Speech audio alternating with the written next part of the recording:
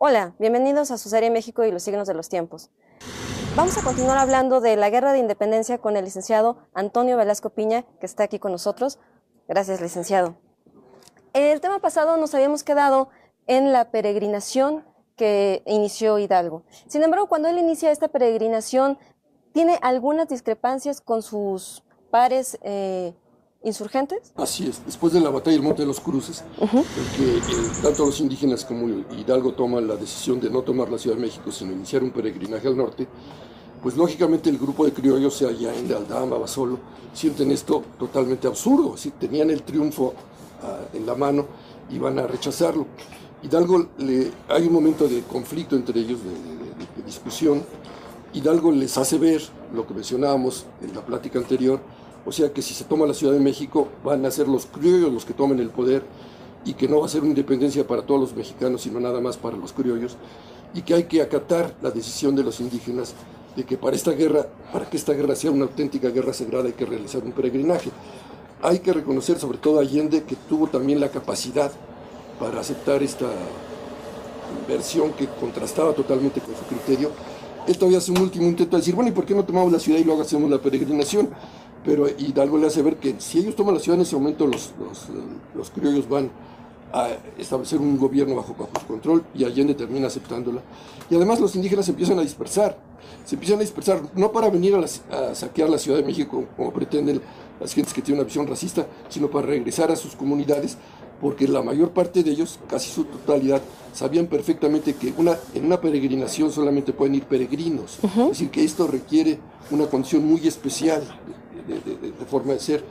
Ocurren los acontecimientos que ya sabemos: el ejército se retira, es alcanzado por las tropas realistas en Puente de Calderón, cerca de Guadalajara. Antes de hablar de Puente de Calderón, ahorita que nos estaba explicando esto, ¿nos puede decir qué es una guerra sagrada, qué consiste, qué elementos debe de tener y qué fines persigue?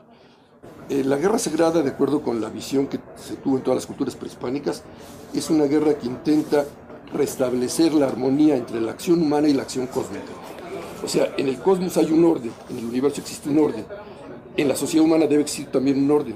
Cuando hay un desfasaje entre este orden del universo, este orden cósmico, y las sociedades humanas, uno de los medios para restablecerlas es hacer una guerra para restablecer esa armonía, ese orden que debe existir entre los dos.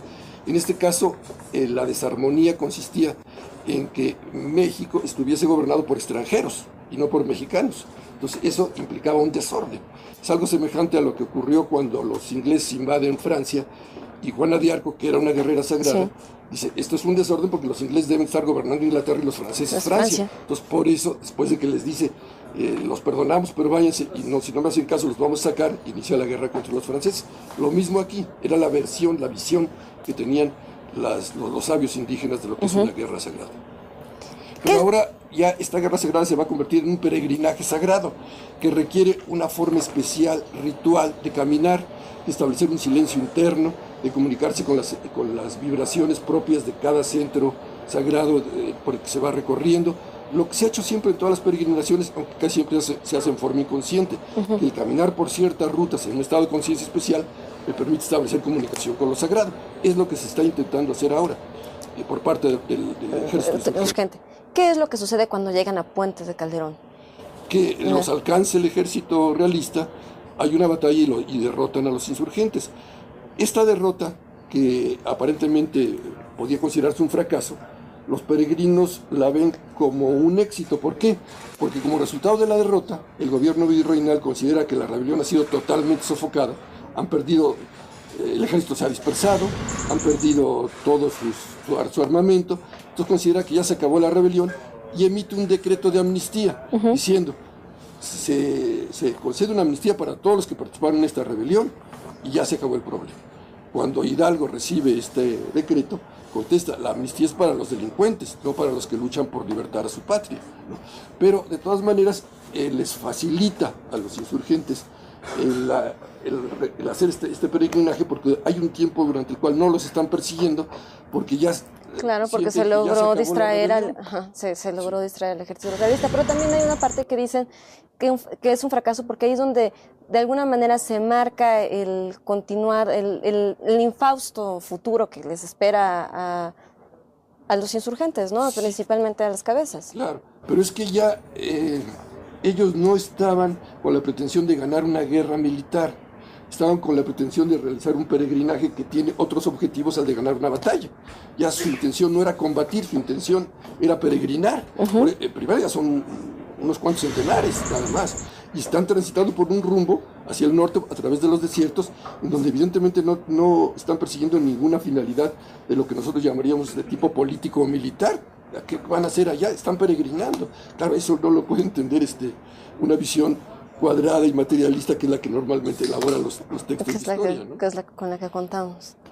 ¿Qué es lo que sucede entonces en ese peregrinar hacia el norte con Hidalgo y la peregrinación? Que en el norte, ya en lo que ahora es el estado de Chihuahua, son traicionados por un señor de apellido Elizondo, que era un teniente coronel de las fuerzas virreinales, que cuando se inicia la rebelión cree que va a triunfar y le manda un comunicado a Hidalgo diciéndole que lo está apoyando.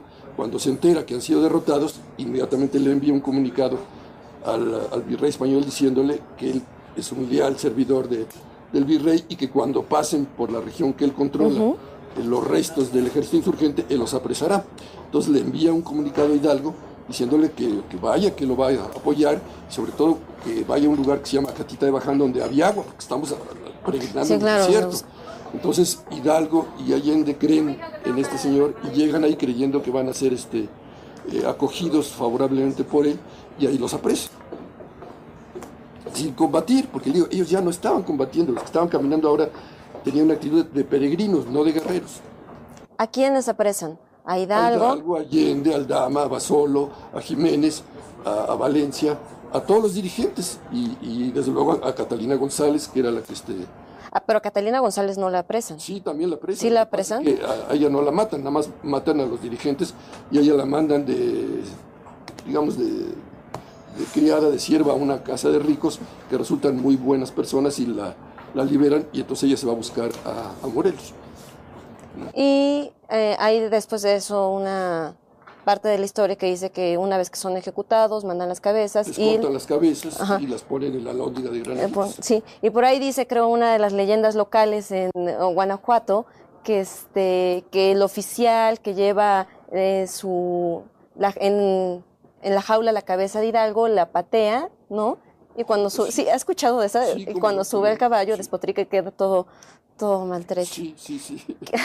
Después de que tienen este penoso desarrollo, ¿quién va a tomar, ¿no?, las riendas o a potencializar lo que deja Hidalgo? Nuevamente juega un papel importante esta mujer que hemos encontrado como un personaje que necesita ser revalorado, que es Catalina González, que fue la que le llevó a Hidalgo la campana de Dolores, la campana que se elaboró en Tlahualompa y se la llevó a Dolores, y que entonces ahora va con Morelos, y se encuentra una sorpresa enorme, porque pues, ella estaba acostumbrada a los campamentos insurgentes de Hidalgo, en donde había un gran desorden y una multitud, y ahora se encuentra un campamento perfectamente bien organizado, porque Morelos no aceptaba a cualquiera para formar parte de su ejército, sino solo aquel que tenía condiciones para ser un buen soldado, y además les exigía una disciplina y unos entrenamientos muy rigurosos. Se encuentra un campamento estupendamente bien organizado, ya con toda una mentalidad militar, y se encuentra con la figura de Morelos, que era un señorón, francamente. Se dice que Napoleón mencionó alguna vez que si tuviera con 3 generales como el general Morelos, hubiera conquistado el mundo, ¿no? Sí. Entonces esto es lo que nos da una idea, ¿no?, de que era todo un estratega y que tenía muy claro, ¿verdad?, que tenía que tener un triunfo político antes de tener un triunfo militar. ¿Cómo se arma Morelos para hacer frente al ejército realista? Primero, Morelos, antes que nada, era un gran militar, ¿no? Tenía una visión estratégica superior y organiza un ejército. Pero también era un gran político. O sea, él ya rompe completamente con esta concepción de que la legitimidad solamente la puede dar la nobleza y que tiene que venir Fernando VII a gobernarnos o alguien que él designe. Entonces él ya muy claro establece que se está luchando por una independencia para constituir una república en la que sea el pueblo el que tenga la soberanía y no la nobleza europea. Y que para esto se va a necesitar una constitución que debe ser elaborado por un Congreso Constituyente en el que participen representantes de todas las provincias de la Nueva España. Entonces él ya tiene un proyecto político perfectamente bien trazado y un proyecto militar. El proyecto militar consistía en lo siguiente: él sabía que en ese momento se podían obtener triunfos sobre el ejército virreinal porque éste no podía incrementar sus fuerzas porque España estaba ocupada por los franceses, pero que en cuanto los franceses fuesen expulsados de España, sí, iban a llegar grandes contingentes de tropas españolas a reforzar al virrey. Entonces había que ganar esa guerra mientras se podía. Entonces había que lograr extender al máximo el territorio, que es lo que él está haciendo a través de una serie de maniobras muy bien coordinadas para ir extendiendo el dominio sobre el terreno que conquistaban los insurgentes. Pero también, lo que no se conoce, es que él continuaba con la visión de guerra sagrada que había iniciado Hidalgo.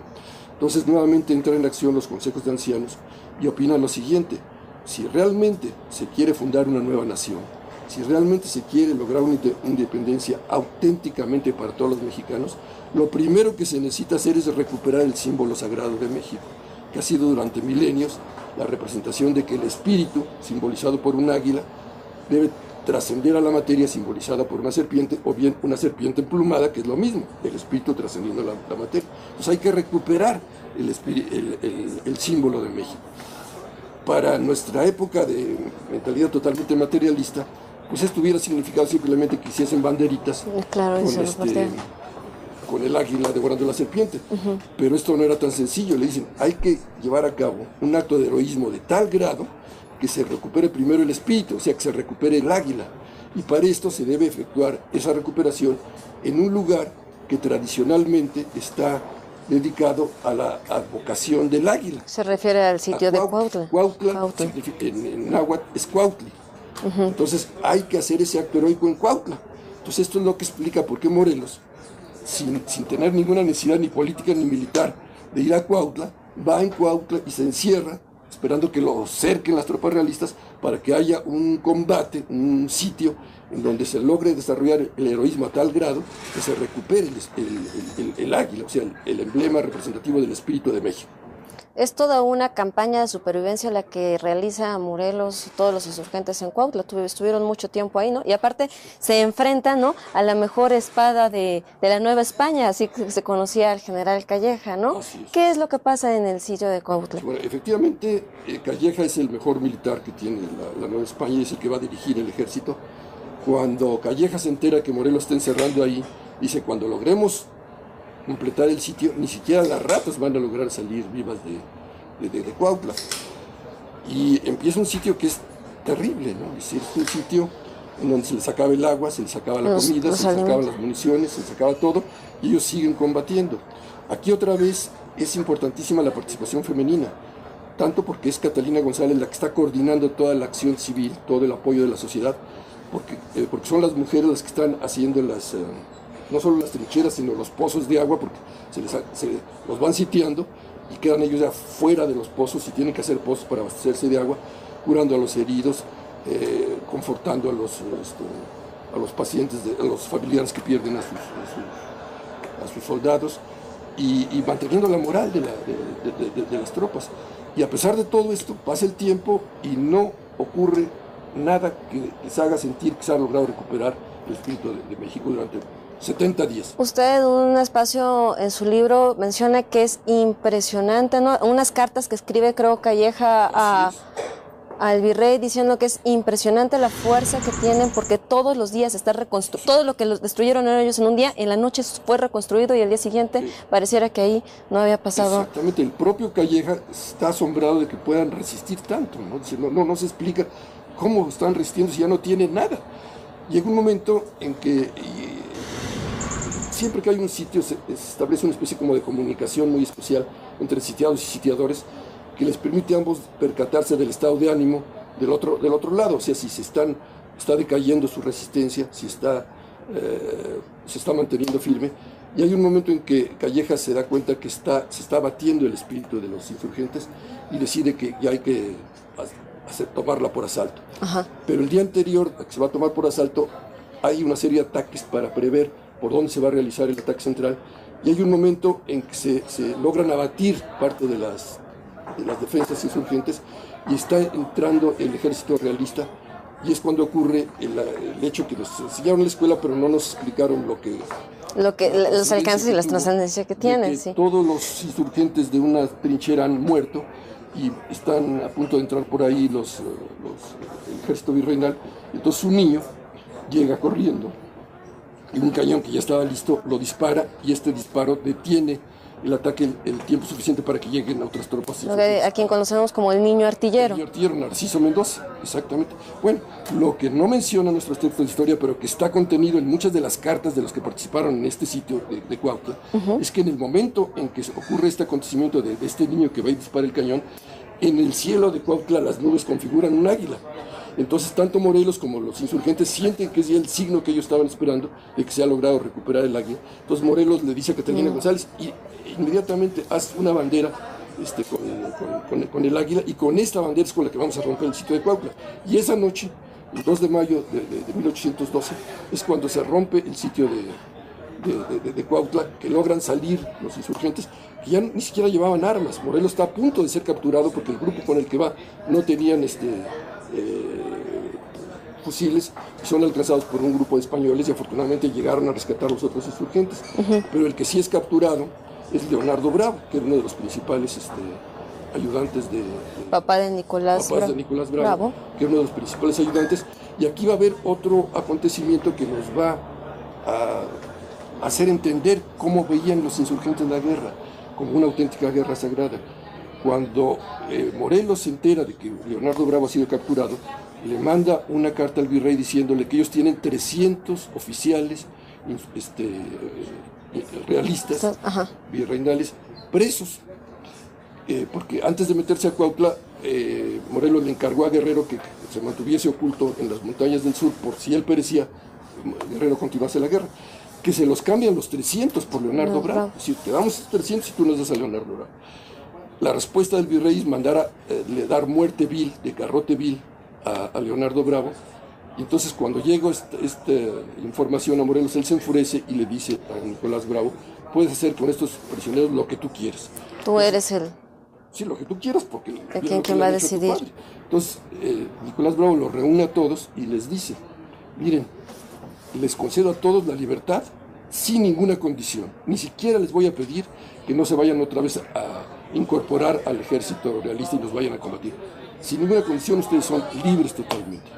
Porque dice Nicolás Bravo, si esto es una guerra sagrada y actuamos nosotros con un sentimiento de venganza, le estamos mancillando, y entonces esto ya no va a cumplir las finalidades que tenemos a través de esta guerra, que es recuperar la esencia sagrada de México, que es recuperar otra vez nuestras raíces, que es recuperar no solamente una independencia política, sino una categoría espiritual, que es por lo que estamos luchando. Y los declara libres a todos. Posterior a eso, ¿cuáles son las acciones políticas que toma Morelos para que esboza en sus sentimientos de la nación? Ya después de haber logrado este triunfo, Morelos dice, ahora sí vamos a organizar este Congreso Constituyente y vamos a expedir una constitución. Hay una serie de acontecimientos muy interesantes, también poco conocidos. Por ejemplo, hay una proclama ya de independencia. Morelos siente que como ya se recuperó el espíritu de México, ya hay una declaratoria de independencia. México se declara ya independiente a partir de ese momento, estamos hablando de 1813, y entonces se convoca un Congreso Constituyente, vienen representantes de todas las provincias, hay largas discusiones y se elabora una constitución que es una constitución avanzadísima. Es decir, porque en esa constitución vienen no nada más aspectos políticos, sino también sociales. Me gustaría leer la declaratoria que hace Morelos al inicio del Congreso, ¿no? ¿Sí? Dice así: soy el siervo de la nación, porque ésta asume la más grande, legítima e inviolable de las soberanías. Quiero que tenga un gobierno dimanado del pueblo y sostenido por el pueblo, que rompa todos los lazos que la sujetan y que acepte y considere a España como hermana y nunca como dominadora. Quiero que hagamos la declaración de que no hay otra nobleza que la de la virtud, el saber, el patriotismo y la caridad, que todos somos iguales, pues del mismo origen procedemos, que no hay abolengos ni privilegios, que no es razonable ni humano ni debido que haya esclavos, pues el color de la cara no cambia el del corazón ni el del pensamiento, que se eduque a los hijos del labrador y del barretero, como a los del más rico hacendado y dueño de minas, que todo el que se queja con justicia tenga un tribunal que lo escuche, lo ampare y lo defienda, que se declare que lo nuestro ya es nuestro y que para provecho de nuestros hijos, que tengamos una fe, una causa y una bandera, bajo la cual todos juremos morir antes que ver a nuestra patria oprimida. Digo, como se ve, hay toda una visión social para establecer una igualdad. Hay ya una ruptura total con la concepción de que teníamos que ser gobernados por gente que nos manda. La idea de la soberanía. Hay una idea de soberanía ya plasmada con toda claridad en esta declaración, ¿no? De educación, pero también es una idea de cristianismo, ¿verdad? Sí, por supuesto, está hablando de que nos une una sola fe. Y él nuevamente declara a la Virgen de Guadalupe no solo como la generalísima, sino como la patrona y digamos como el lazo más importante que une a México con lo sagrado, que es la Virgen de Guadalupe, de acuerdo con la concepción que tuvo Hidalgo, que tuvo Guerrero y que tuvo Morelos y que tuvieron todos los dirigentes insurgentes. Sí. ¿Existe alguna relación entre las tesis que plantea Fray Servando Teresa de Mier y las que tiene Morelos? Sí, claro. La ideología que tiene Morelos. Teresa Mier es un personaje muy singular, simpático, un poco loco a veces, que también él era un sacerdote que una vez, en el 12 de diciembre, él pronunció un sermón en la Basílica de Guadalupe que produjo gran escándalo, porque dijo que México había sido bendecido por la Virgen de Guadalupe mucho antes de su aparición, que desde antes de que España fuera cristiana ya México lo había sido, porque aquí había estado la Virgen de Guadalupe. Una serie de tesis un tanto locas que por supuesto le valieron que lo metieran a la cárcel y la Inquisición lo mandara a España. Él allá en España se escapa de la cárcel, siempre se andaba escapando de las cárceles, se va a Inglaterra, conoce a Mina y lo convence de que vengan para... Yo decía que sí tenía esta influencia en estos sentimientos que había, en los sentimientos de la nación que había escrito y en los preceptos que... No directamente, En ese momento que ocurre esto, él estaba preso allá en España. Ajá. Él no participa sino hasta con Mina en hasta que la guerra de independencia. En la Constitución, ¿cómo la Constitución que hace Morelos crea un parlamento, ¿no? Y este parlamento es coarta también el poder del ejército. Era muy avanzada, pero como que no fue lo más adecuado para esos tiempos. ¿Por qué? Porque establece un poder ejecutivo en que no iba a ser ejercido por una persona, sino por tres, para evitar una dictadura. Y además el mando del ejército no lo iba a tener el poder ejecutivo, sino el Congreso. Entonces, de hecho, le quitan a Morelos la conducción del ejército y se la dan al Congreso. Entonces, el Congreso, como todo organismo colectivo, casi siempre actúan con mucha burocracia y con mucha lentitud. Entonces, toda esta capacidad de maniobra que tuvo Morelos al dirigir el ejército se pierde totalmente cuando es el Congreso el que está disponiendo cómo debe llevarse a cabo la campaña. Licenciado, se nos agota el tiempo, pero vamos a seguir platicando de qué es lo que sucede con Morelos y esperamos que continúen viéndonos desde sus casas. Muchas gracias.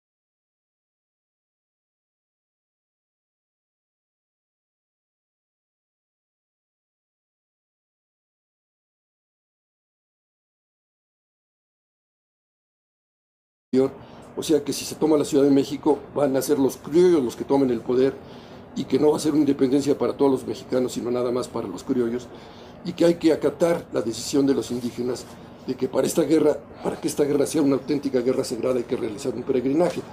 Hay que reconocer sobre todo a Allende, que tuvo también la capacidad para aceptar esta versión que contrastaba totalmente con su criterio. Él todavía hace un último intento de decir, bueno, ¿y por qué no tomamos la ciudad y luego hacemos la peregrinación? Pero Hidalgo le hace ver que si ellos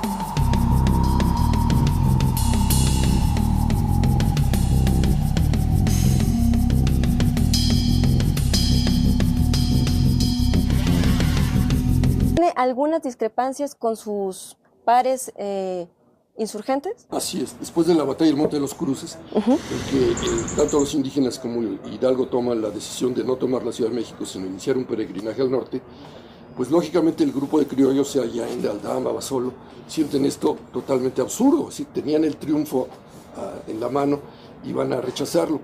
Hidalgo, hay un momento de conflicto entre ellos, de discusión.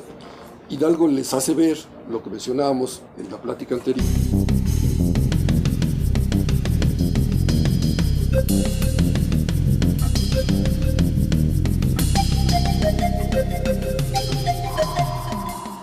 Hola, bienvenidos a su serie México y los signos de los tiempos. Vamos a continuar hablando de la Guerra de Independencia con el licenciado Antonio Velasco Piña, que está aquí con nosotros. Gracias, licenciado. En el tema pasado nos habíamos quedado en la peregrinación que inició Hidalgo. Sin embargo, cuando él inicia esta peregrinación,